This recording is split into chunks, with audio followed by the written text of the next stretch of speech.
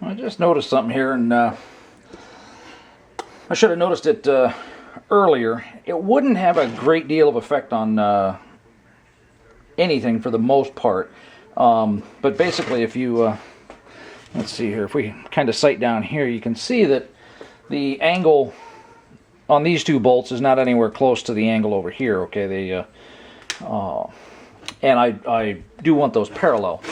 I want those parallel because since the arm swings through a range of motion that's completely perpendicular to this arm, I want to make sure that that ball joint, like I was showing you before, the oval there, I want to make sure that that oval runs, that the movement of the shaft in here and the ball and that stuff, that it goes straight through the middle, okay? If it's canted off to the side, you know, and it's swinging through an arc there, it's going to be off to the side, just like you wouldn't want to mount the ball joint sideways. Wouldn't do you any good. So I'm going to need to do something about that, and I might as well do it now, because if this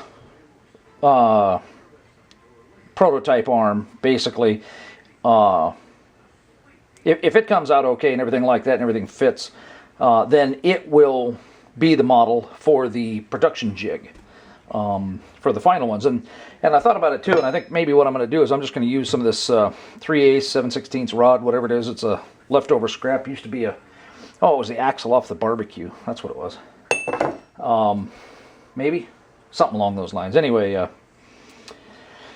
I'm just going to use that to tack this stuff together, and then I'll worry about, you know, the angles and stuff like that once I prove that it's going to work. So I'm going to mark a hole here, mark a circle. I know that that hole is exactly where I want the ball joint, that circle. What I need to do is I need to rotate this to where these are parallel to that. So basically what I'm going to do is, and I'll probably just drill the other two holes, because I don't know that I'm going to get enough twist here to get fresh meat for the two screws. So that's what I'm going to play with now. I'm going to use the same transfer punches as yesterday, same drill technique, all that kind of stuff, tap them out. I'll be back when that's all done. All right, I think I showed this once before with when I did the die chem, using a Sharpie as die chem. Okay, a couple drops of brake cleaner on there, and the Sharpie just goes away. So I still want to leave the circle there because I'm still going to use it. I don't want to have to bolt it back down to put it back on there, but now I'll go remark my lines again. So let's just do it real quick. Okay, that's set there. That's set there.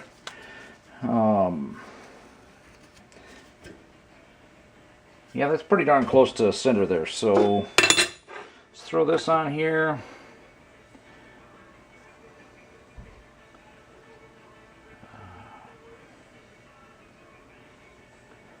Okay, and if anything, it's going to make it just a lot closer than it was.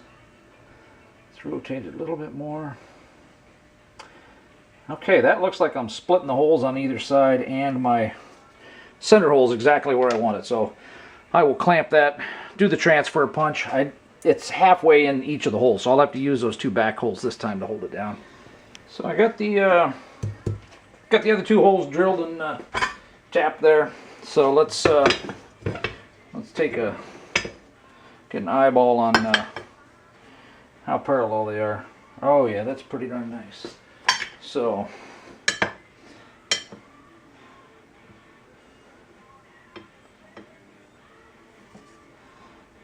yeah, let me you might be able to see that already. So without anything fancy tool-wise or anything like that, we got this extremely close. Anything, you know, even actually within 1/8 of an inch probably would have been close enough. So if you can just make out the little semicircles there, the edge of the hole there, it's extremely close. So I'm happy with that. I can go back to what I was doing. So what I did I've got the plate down here, and if you can see it, I've got some Sharpie marks on there. Basically what I did was I took some of the DOM here that was roughly about long enough, okay? Trying to line it up, get the angle to where it's on here where it's supposed to be. And what I did, just partly for aesthetics and stuff like that, I aimed the middle of this to between the two bolt holes, okay? Then what I did was I marked some Sharpie lines there. That gives me an idea that, you know, like right here, I need to add some metal. I need to add some metal over here. And I'll find out exactly how much when I have to bevel off a piece of DOM or a piece of the round tubing to see how big of a footprint it makes. Okay, that'll determine, you know, exactly how far this leg sticks out, stuff like that. Then I took... on the other side, basically did the same thing. Aiming it now on the end here, since, you know, basically I'm going to have to, you know, cut that end off more or less and weld that on or whatever. Because I can only go so far to the right, and that would extend all the way over onto the aluminum area there, if, the other way. Anyway, so then I... put the Sharpie marks on there, and you can see that, you know, I'm going to need more material over here too. And that's a shallower angle, which means it's going to have a bigger footprint. So I'll figure all that stuff out a little bit later. But since I have a rough idea that it's coming down this side, now I know that I can trim this area out here. The other thing I know too is if I want to use the rod, I can tack the rod from the edge here to this edge here. Okay, once I get that in place, and that's tacked together, then I can put it back on the frame jig and see if I have all my shock clearances and if it clears the shock tower and stuff like that. Because I know that's where the inside edge of the tubing is going to be. If it touches the shock tower or something like that, then I need to make this plate wider and have this, you know, sit over here somewhere basically. But like I aimed this one in between the two holes, that's basically what I did there. Aimed the center into between the two holes. We'll see if that works out. I'm going to put this on the mill and just manually chew this out a bit, because it takes quite a while to do that on a bandsaw. The bandsaw doesn't really like the curve real well, and the mill I can just do it manually. All right, I want to cut this part out here on the lathe, or on the mill rather, but I couldn't get the jaws open wide enough, so I'm going to trim a little off here. It's not really going to matter because this thing isn't the right shape anyway. But in order to clamp it in the vise, I need that cut parallel to this. So I just put it down in the bottom there, and clamp it down. All right, there we go. Now I just need to chew back and forth on that a little bit.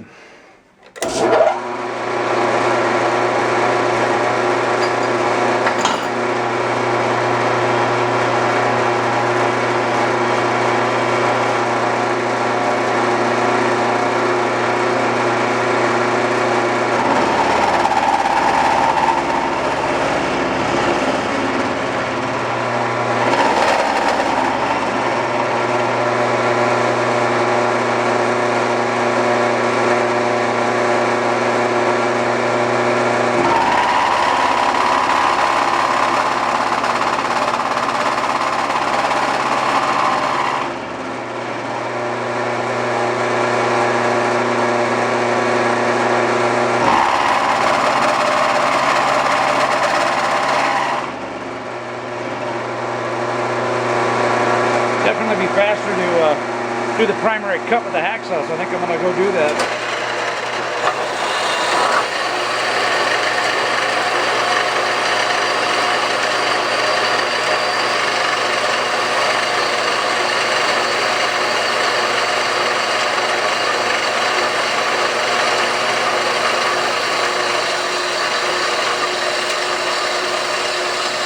Now when I get to the end there, I back off how hard I'm pushing on there, because I don't want to, you know, jump through there. So it's not parallel with this. I don't care yet, because that's what I'm going to do on the mill. Would have been faster to take that off with the 7-inch cutoff wheel. But by the time I pulled it out and everything like that, it would have been the would have taken longer.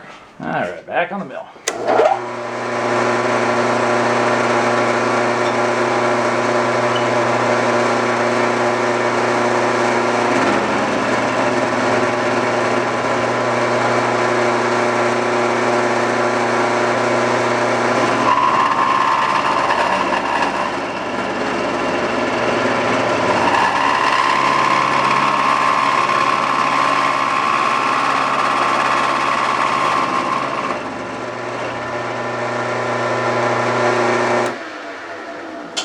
Yeah, a little hot there toward the end, but I beat that. Cutter's getting a little dull anyway. Okay, I'm gonna hit it with the grinder there and clean up the edges a little bit.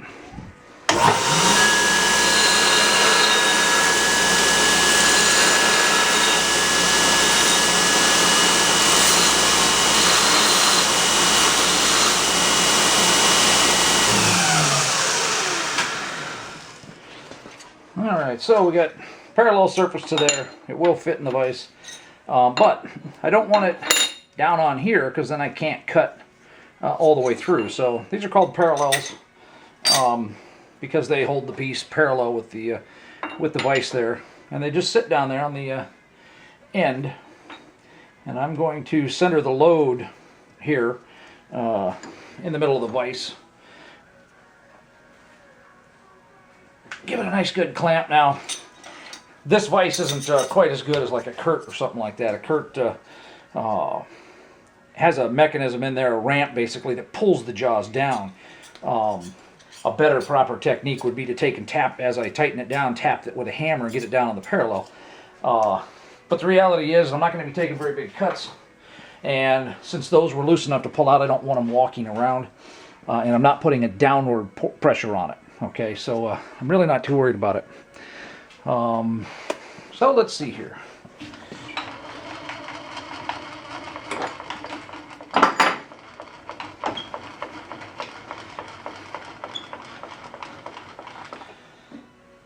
Will it? Yes, it will. Oh, just barely.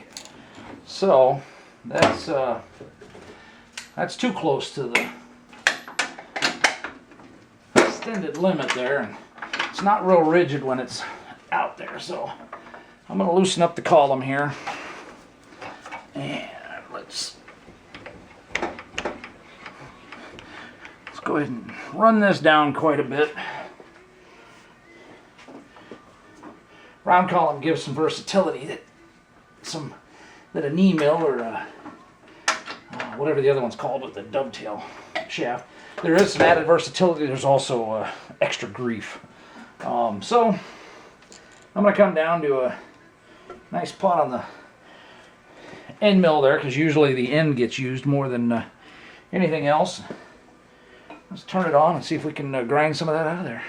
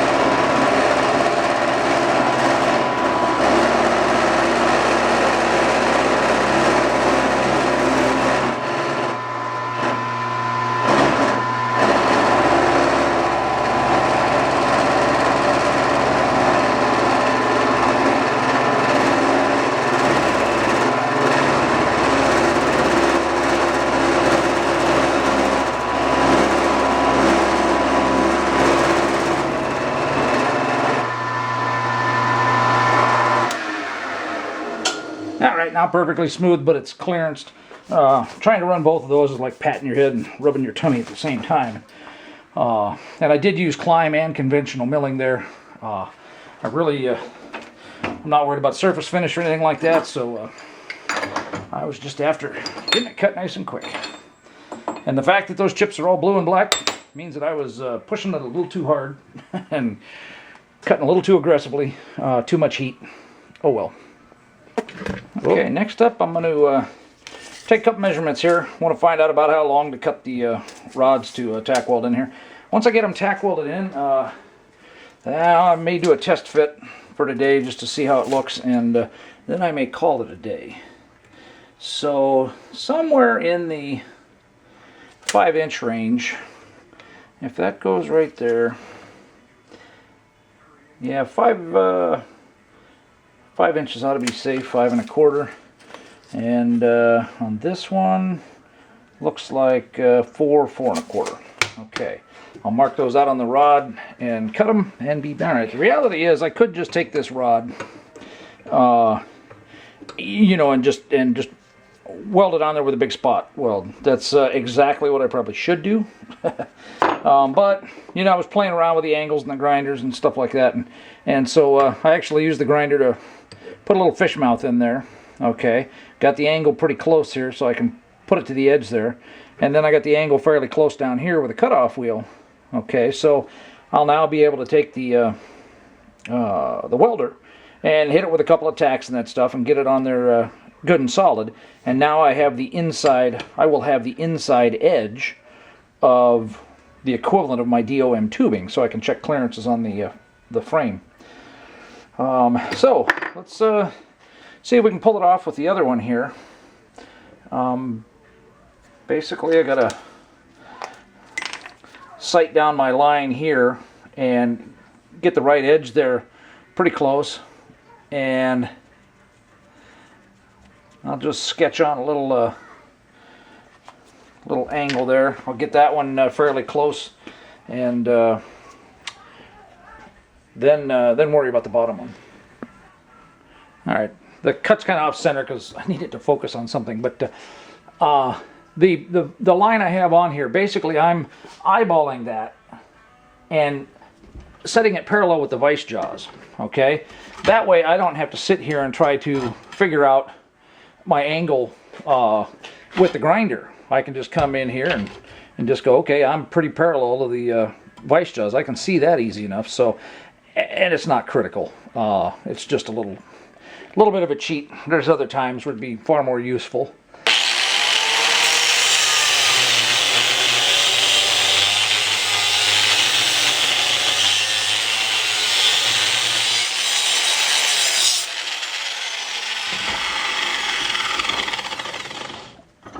Okay. Let's see if the angle's fairly close.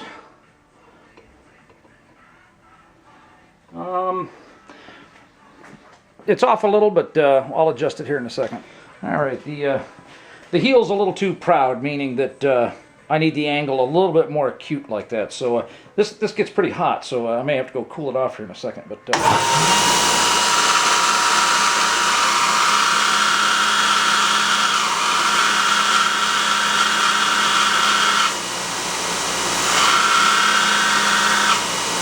that's giving me a big enough footprint.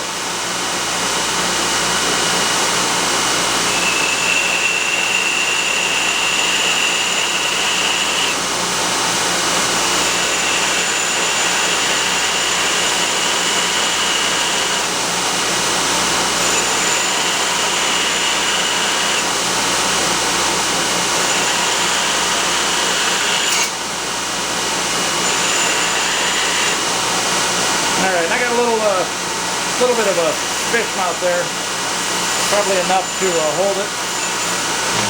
So let me cool it down and we'll check it. I think we're ready to do some tacking here. I got the angles all close enough, the length's close enough. Let's see here, yeah. That was a hair long, but you know, I don't care. This is mainly to check the clearances on the inside leg here. So let's see if we can get a tack on here.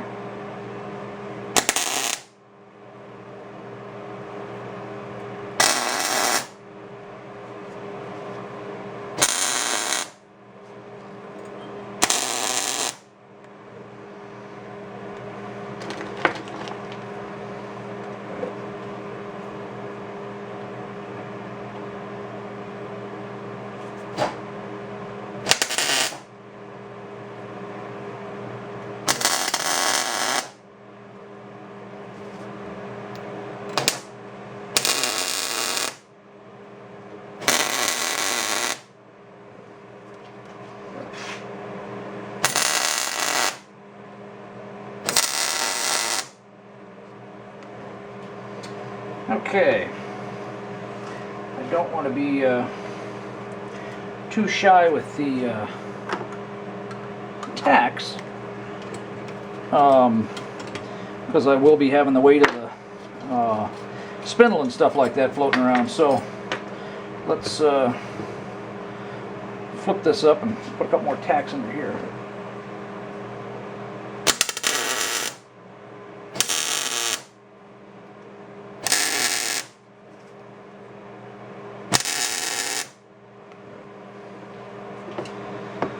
Okay, that ought to hold it.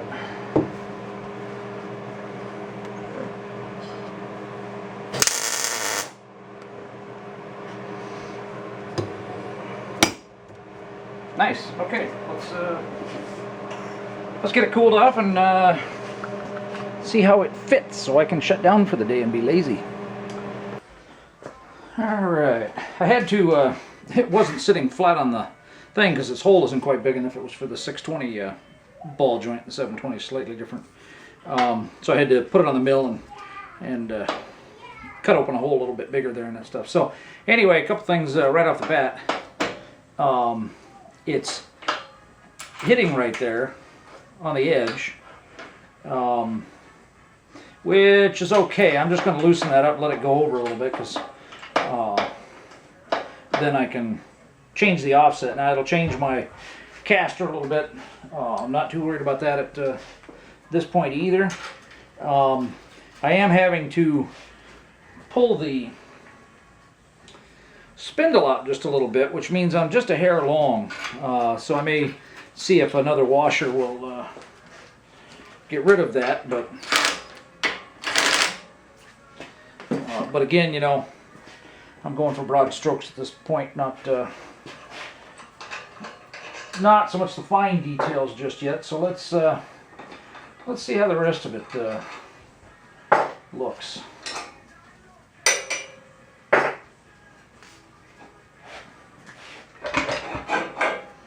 Oh, got the jack under here. Okay, so I'm hitting the bump stop right here.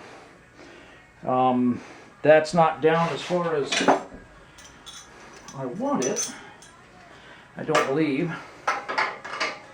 So,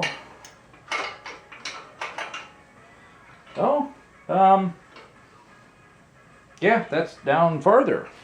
Oh, well, wait. If the shock was up just a little bit, yeah, we've got another 3/8 of an inch or so. If I put the shock, you know, if I hold the shock down here where we were looking at before, with it being up roughly an inch, you know, right to the corner there. Yeah, so if I take it off and I cut that off, that should clear. So let's run it up to the top. Let's see what it. Whoa. Yeah, I've got the leg of the what do you call it? The camera, the tripod over the edge of the. Sorry about that. Let's pull that back a little bit. Okay. And we should be hard up against the bump stop here. Yep. As to whether or not we're maxed out here, I'm not exactly sure. I would have to pull these two bolts here and see if it would drop down at all, or pull these two and give it a little tilt.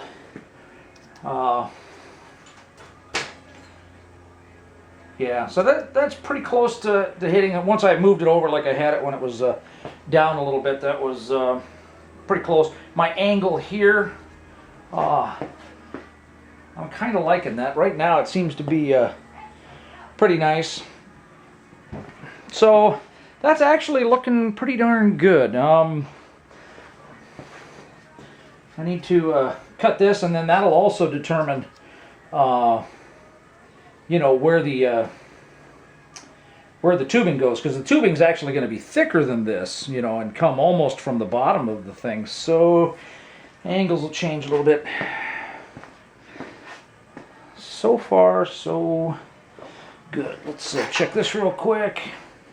Put that up there. Still got a little bit of squish there, so cool. Let's call it good for now. Geez, 4 minutes already. Wow.